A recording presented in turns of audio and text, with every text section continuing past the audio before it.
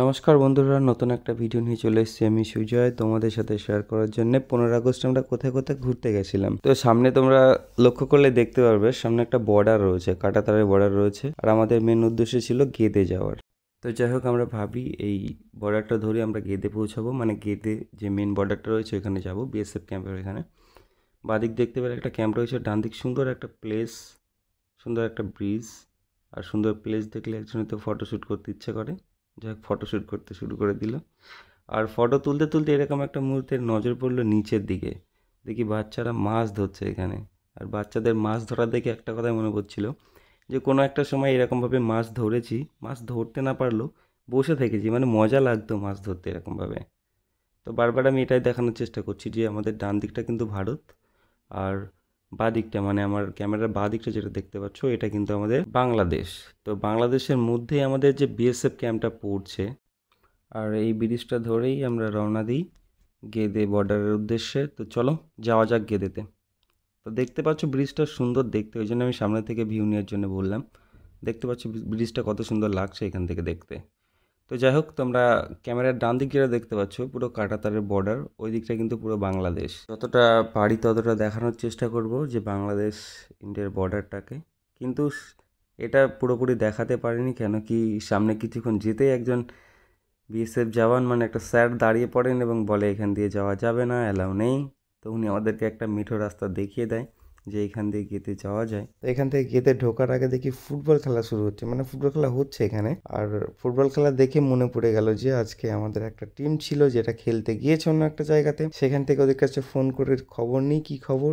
তো ওরা বললো সেকেন্ড হয়েছে, মানে রানার্স আপ হয়েছে ওরা। যাই হোক, রানার্স হতে পেরেছে, এটা শুনে খুব ভালো লাগলো। আর এখানে খেলাটা খুব একটা ভালো হচ্ছে না, যার জন্য খেলাটা দেখার আগ্রহ আর দেখায়নি। তো এই যে খেলার মাঠটা দেখছো, এটা বেরোলেই কিন্তু আমাদের মেন যে উদ্দেশ্য গেদের যে মেন বর্ডারটা সেটা আমরা দেখতে পাবো। আর এইখান থেকে আমরা পৌঁছানোর আগেই আবারও আমার বন্ধুরা এখানে চলে এসছে। এই যে হলুদ কালারের বাইকটা দেখতে পাচ্ছ, বন্ধুদের বাইক, চলে এসছে ওরা। আর এটাই হচ্ছে মেন যে বর্ডারটা।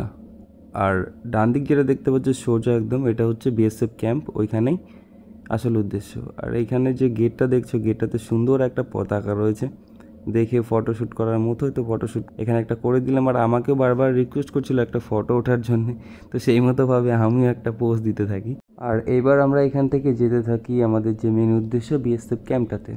তো এটা নাকি শুনছিলাম বছরে একটা দিনই খোলা হয়, 15 আগস্টের দিনই শুধুমাত্র খোলে। আর ভিতরটা দেখানোর জন্যই তোমাদেরকে নিয়ে আসা। তো চলো, যখন চলে আসলে এত দূর অবধি, চলো ভিতরটাতে ঢুকে দেখি। তো তার আগে বিএসএফ ক্যাম্পে ঢোকার আগে বাঁদিকে যেটা দেখতে পাচ্ছি ছোট্ট একটা সুন্দর চিলড্রেন পার্ক হচ্ছে, বাচ্চারা এখানে প্রচুর খেলা টেলা করছে।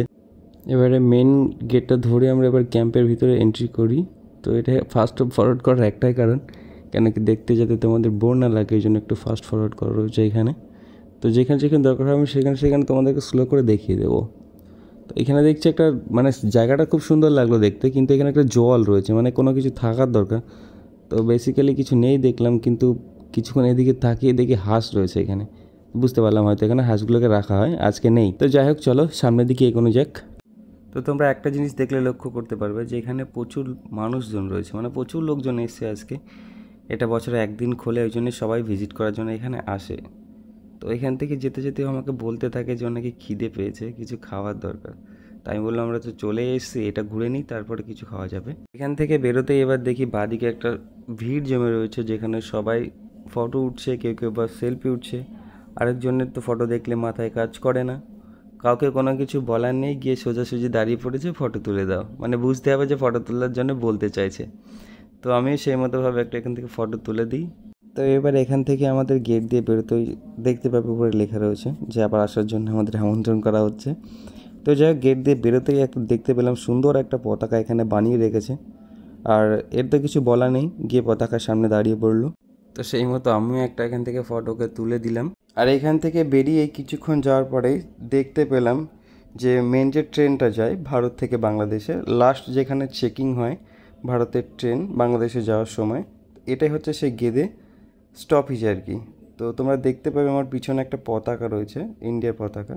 আর এখান থেকে একটা ব্যারিকেড দেওয়া রয়েছে, যেটা ওপারটাতে বাংলাদেশ আর কি। তো এখানে আমরা দেখছিলাম, ভিডিও করছিলাম, করতে করতে একজন বিএসএফ জওয়ান আমাদের সামনে আসে এবং গল্প করতে থাকে, মজার ছলে বলতে থাকে যে বাংলাদেশ গিয়ে তোমাদের শান্তি হবে, তাই তো বাংলাদেশ যাবে তোমরা।